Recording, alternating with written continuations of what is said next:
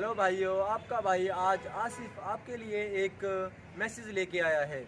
वो मैसेज क्या है कि भगवत गीता से और कुरान से कि इसमें हमें किस परमेश्वर को हमें पूजना चाहिए, किस परमेश्वर की हमें इबादत करना चाहिए, किस परमेश्वर को हमें तलाश करना चाहिए और परमेश्वर कैसा होता है, परमेश्वर के गुण क्या होते हैं। तो हम भगवत गीता से और कुरान मजीद से आज पता लगाते हैं। तो पहले हम भगवत गीता पढ़ते हैं। भगवत गीता में 10वां अध्याय 8वां श्लोक, उसमें परमेश्वर कहते हैं कि इस सृष्टि को, इस दुनिया को, इस आकाश को, इस भूमि को बनाने वाला, इंसानों को बनाने वाला मैं ही हूँ। इंसानों को, इस दुनिया को पैदा करने वाला मैं ही हूँ। और इस दुनिया को, आकाश को चलाने वाला भी, इस आसमान को या आकाश को, बोले तो सूरज आ रहा है, फिर सूरज जा रहा है, फिर चांद आ रहा है, फिर चांद जा रहा है, इस पूरी दुनिया को चलाने वाला भी मैं ही हूँ।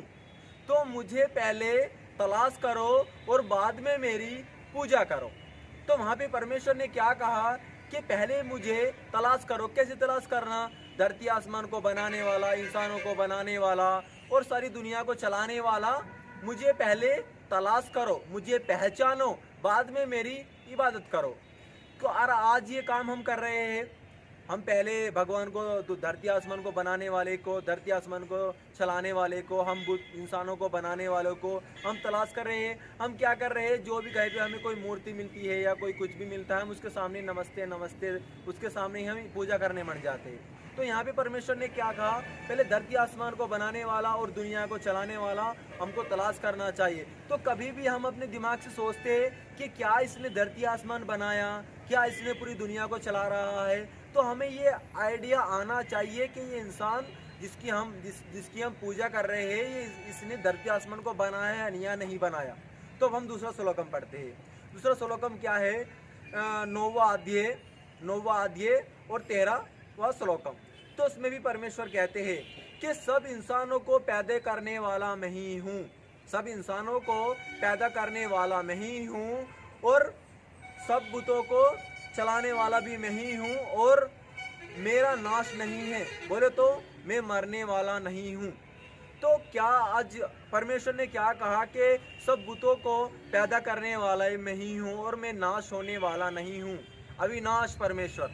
तो अब हम जिसके सामने भी हम पूजा करते हैं, वो करते हैं, तो कभी भी हमें ये आइडिया आता है कि हम जिसकी हम इबादत कर रहे हैं, ये इसने धरती आसमान बनाया या नहीं बनाया, हम इंसानों को बनाया या नहीं बनाया, क्या इसका भी मौत है या नहीं है, इसका भी नाश है या नहीं है। तो परमेश्वर ने क्या कहा कि मेरा नाश नहीं है। पहले मुझे इंसानों को बनाने वाला और नाश लेने वाला तलाश करो और मुझे पहचानो, बाद में मेरी इबादत करो। तो हमें परमेश्वर को, भाई मेरा कहने का मतलब ये है कि परमेश्वर को हमें तलाश करना चाहिए, हमें जानना चाहिए कि धरती आसमान किसने बनाई, आकाश भूमि किसने बनाई, हम इंसानों को किसने बनाया, वो इंसान जो जिसकी हम पूजा कर रहे हैं वो मरता है या नहीं। हमको उस परमेश्वर की इबादत करना चाहिए जिस परमेश्वर की कोई भी मौत नहीं है, जिस परमेश्वर ने पूरी आकाश और भूमि को बनाया। इसमें भगवत गीता में ये है। अब हम कुरान पढ़ते हैं। कुरान में सूरा 25 आयत नंबर 58, उसमें भी अल्लाह कहते हैं कि ए रसूल, मोहम्मद सल्लल्लाहु अलैहि वसल्लम से कहते हैं कि ए रसूल, तुम उस खुदा पे भरोसा करो जो हमेशा के लिए जिंदा रहने वाला है, जो कभी मरने वाला नहीं है। किस परमेश्वर विश्वास करना?